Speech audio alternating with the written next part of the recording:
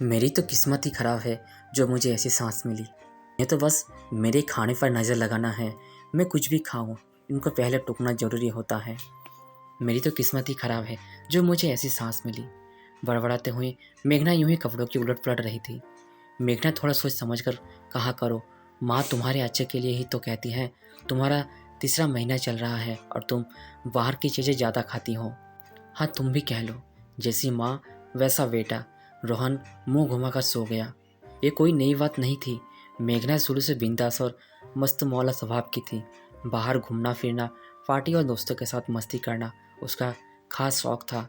उसे अपनी ज़िंदगी अपने तरीके से जीने की इच्छा थी। घर वाले शादी के लिए जोर डाल रहे थे, पर वो अपनी पसंद के लड़के से शादी करने का दबाव बना रही थी। एक पसंद थी, पर लड़का अपनी बात से पलट गया और कहकर मना कर दिया, मुझे घरेलू लड़की पसंद है। मेघना जैसे मॉडर्न नहीं। मेघना काफ़ी रोई।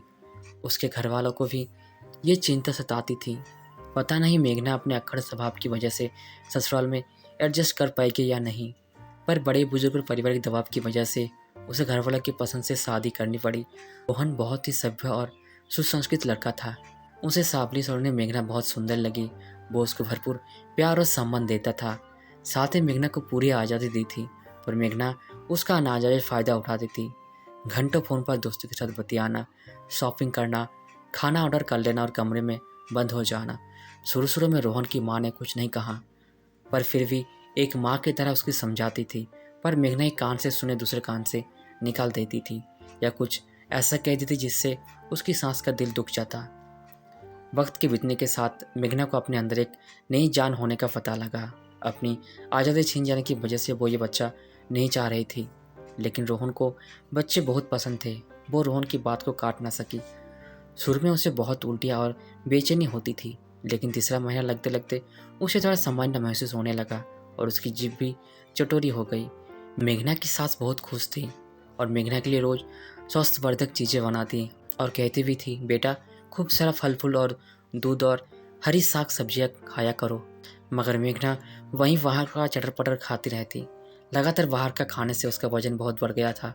आज भी उसने बाहर से पिज़्ज़ा ऑर्डर किया था और रोहन की माँ ने देख लिया था और ये कहकर मना किया था, बेटा बाहर की चीज़ें तुम्हें और तुम्हारे बच्चों को नुकसान करेगी, उसे सही पोषक तत्व नहीं मिल पाएंगे।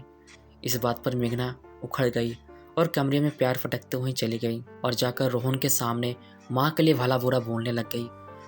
रोहन भी चुप रह गया, क्योंकि माँ ने कहा था इस हालत में मेघना को कुछ भी ना कहने के लिए, क्योंकि चिड़चिड़ाहट होती है।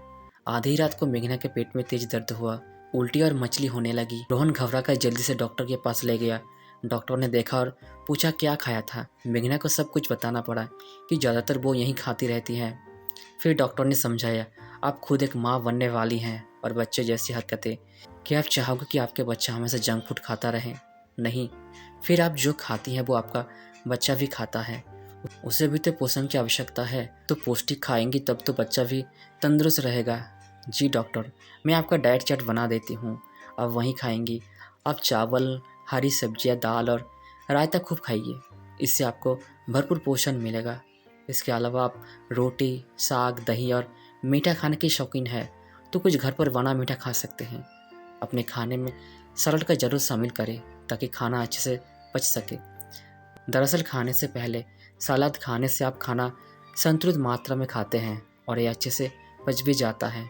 और बाहर का कुछ नहीं खाना है। क्या मैं चॉकलेट या आइसक्रीम खा सकती हूँ? डॉक्टर मुस्कुरा दी, साथ ही रोहन भी। हाँ, वर कभी कभी। घर पहुँचने पर मेघना की सासों ने उसकी नज़र उतारी और कहा, अब तुम्हारी एक भी नहीं चलेगी बहू, अब तुम बाहर का कुछ भी नहीं खाओगी। और जल्दी से बनाकर दलिया और दही ले आई। मेघना की आंखों में आंसू उतर गए। वो तो यही सोचती आई थी सास बुरी होती हैं, पर उसकी सास तो माँ से बढ़कर प्यार देती हैं। माँ मुझे माफ़ कर दीजिए। अरे बेटा, माफ़ी किस लिए? तुम्हें तो मैंने अपनी बेटी माना है, तभी तो समझाती हूँ और तुम्हारी किसी भी बात का बुरा नहीं मानती। चलो जल्दी से खा लो, तुम खाओगे तभी तो मेरे पोता या पोती भी खाएंगे। कहकर मेघना को गले लगा लिया। जी माँ। दलिया खाते हुए मेघना सोच रही थी, सच में मेरी किस्मत बहुत अच्छी है जो मुझे ऐसी ममता से भरी सांस मिली है। दोस्तों, अगर ये कहानी आपको अच्छी लगी है तो कमेंट्स में ज़रूर बताएं और चैनल पर पहली बार है तो सब्सक्राइब ज़रूर करें। धन्यवाद।